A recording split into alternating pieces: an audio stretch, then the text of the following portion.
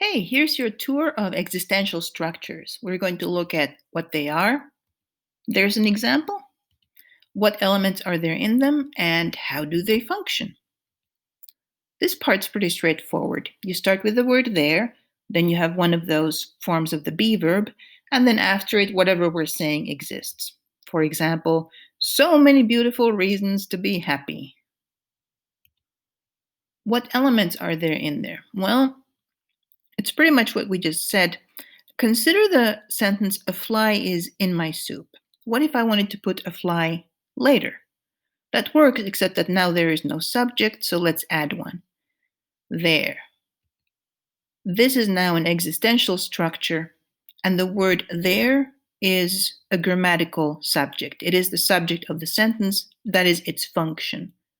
But we can also say it is an expletive. So subject is what it's doing in there, that's its function, and expletive is the type of word it is. That is a word that does not refer to anything. It's kind of semantically empty. It's there just for making the structure work. This word there is not an adverb. For contrast, let me show you another sentence where the word there is an adverb. That fly is there. There is an adverb of place, it modifies the verb. We could, for emphasis, change up the order.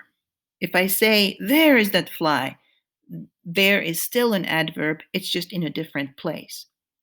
You can tell the difference, though. When it's an adverb that's been moved to the front, people really punch it, they emphasize it. They don't when it's an expletive, as in, there is a fly in my soup. So when it's an existential structure, we're talking about there as an expletive, not as an adverb. Now, how do they function? This is where we need a reminder of the old-new contract. So within a sentence, we try to start out with information that we've already mentioned in the current discourse, in the current conversation. And later in the sentence, we mention for the first time something.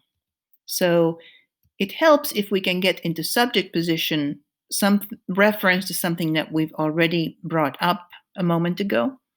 And then after, whatever is after the verb, that's where we try to bring up new stuff.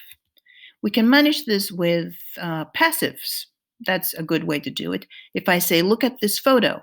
Now that I've mentioned this photo, the next time that I bring it up again, now it's old information. So by using this passive, was taken, I can get the old information, it, early in the sentence, into subject position. And once my listener hears it was taken, they're really ready to process this longer thing at the end. So that's a passive. We can also accomplish this with an existential structure. There is, so there being an expletive doesn't contain any information, therefore it's certainly not new, not really old either, it's just meaningless. So it's very easy to process. Once you hear there is, you know, okay, buckle up, there's going to be something long at the end there, and it's easier to process that way. So that's a good reason to use an existential. And this is why you very often find them at the beginnings of stories. When it's the very beginning of a story, nothing has been mentioned yet, all the information is new. This is a way to ease into it. Let me show you one more example. Faulkner wrote this sentence starting with there was, so it's an existential. Then it's this whole long thing. Now, that's maybe too long anyway, but if it hadn't been existential, I think this would have been just unprintable, unpublishable, because that would mean, imagine what this would be if he had not used an existential.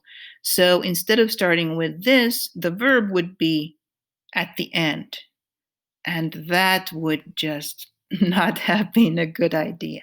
So it can be a very good idea to use existentials when you know that you have to introduce something long and complicated and you just want to assert that it exists, then the existential is a way to go.